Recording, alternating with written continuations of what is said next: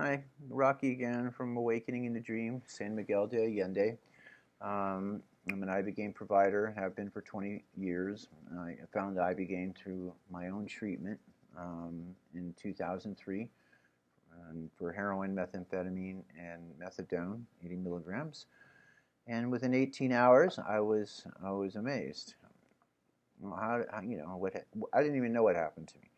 It took a couple years to actually process it and understand what had happened.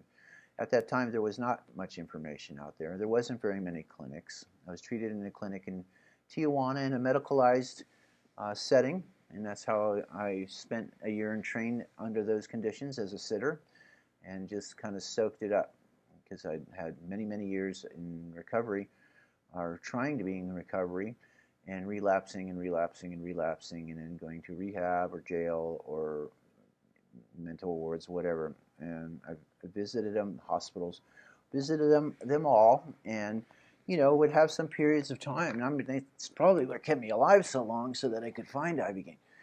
Because when I took Ibogaine, I was close to 40 years old. I was 39. I was turning 40 years old.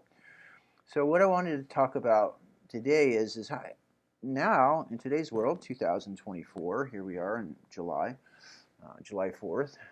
Happy Independence Day. There's lots of Ibogaine treatment centers, and there's now specialty Ibogaine treatment centers for PTSD. This is really wonderful because this is kind of how it is traditionally in Africa. Is there'll be specific Ngangas or shamans that will help with certain medical conditions, and that they specialize in them. And so as Ibogaine is growing more in the West, and it's even going into the traditional Bwiti style ceremonial use of the wood and these kind of things. And so people are becoming very specific in how they're offering Ibogaine. And one of the questions that people are asking is, how do you figure out where I'm supposed to go? There's some stuff online I've checked, of what's a good Ibogaine center, what's a good Ibogaine treatment. And what I'd really want to endorse is let the individual looking for Ibogaine now has to be actually on a level of responsibility for themselves. They need to investigate who the providers are, what's the history of their clinic, what's going on. So I wanted to get a little list of questions to interview your Ibogaine provider. So it's like, they're all happy to be like, hey, come on down to our Ibogaine treatment center. But it's like the responsibility to the individual seeking treatment is going to become more and more important, because there's a lot of pop-up clinics that look really good, they're all dressed in nice little uniforms, and and they've got all the nice stuff, and so they're catering basically to the individual that's still sick and really doesn't know what it is that they're looking for, and they only have their own information in the library from their life that they can draw from. And so if you make it look really like saunas and tide pools and horseback riding and all these kind of things, it's going to cater to the idea that, oh, this is a nice clinic I want to go to. The truth of Ibogaine treatment is that most time you're spent in bed while you're taking Ibogaine, number one, and that can go on for a day or two in between sessions.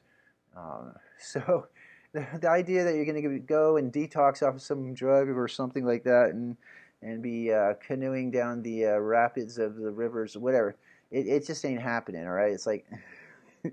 But that's how people are being fed information, and it's attractive to what you have as a reference. If I was going to go to another country and do something, I want to know what's going to be happening.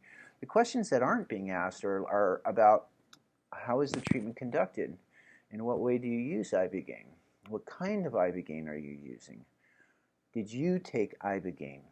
I mean, everybody on the floor that's working with people should have taken Ibogaine so they can understand what this individual is going through. There's not enough scientific data out there to be able to create a manual, say, like they're trying to do with like psilocybin and some of these other compounds that kind of have, they have kind of a nice 4 to 6 hour, intense experience, and things kind of level out. Ibogaine's long. And once you take Ibogaine, it's in there for 24 hours, sometimes longer, up to 36. Some people don't get out of bed for 2-3 days. It can be really overwhelming and taxing and demanding on the body. And so we really want to emphasize that interviewing your provider with questions like, so how did you learn how to provide?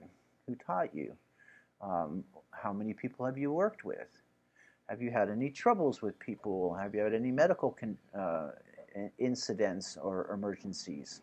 How many people total have you been able to work with in your time?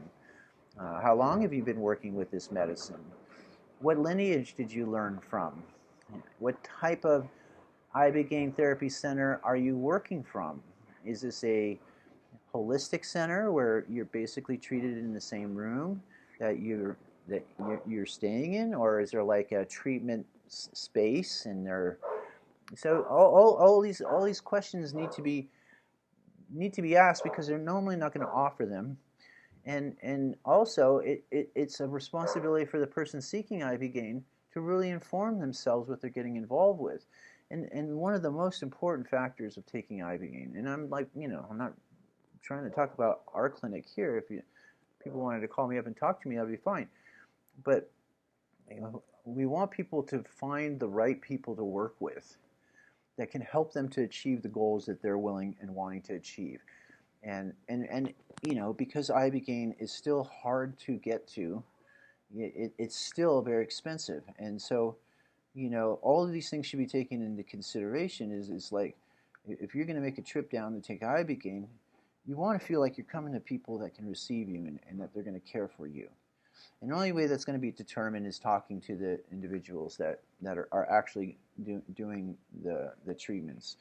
There's normally a front person answering the phones or whatever, but we really try to talk to each individual, both Asha and I, and Matt and Marika, and so that people get a feel of who they're coming to be working with. And I feel that this is so important, and just the emphasis that an Ibogaine treatment is going to be presented to somebody, but it is our responsibility as people seeking it to get as much information as possible. So again, how long have you been working with Ibogaine? Is everybody on the staff taking Ibogaine? What kind of Ibogaine do you work with? How many times will I be working with the Ibogaine? What about the nor-Ibogaine? Will you be building a nor-Ibogaine foundation in addition to the main session that I'll be receiving? Is there an introduction session? Are there post sessions? All these questions are hard to know because you haven't been through an Ibogaine treatment, but without some reference to the individual that's providing it, how are you supposed to draw a conclusion or a picture if this is a place that you're going to feel comfortable to come to?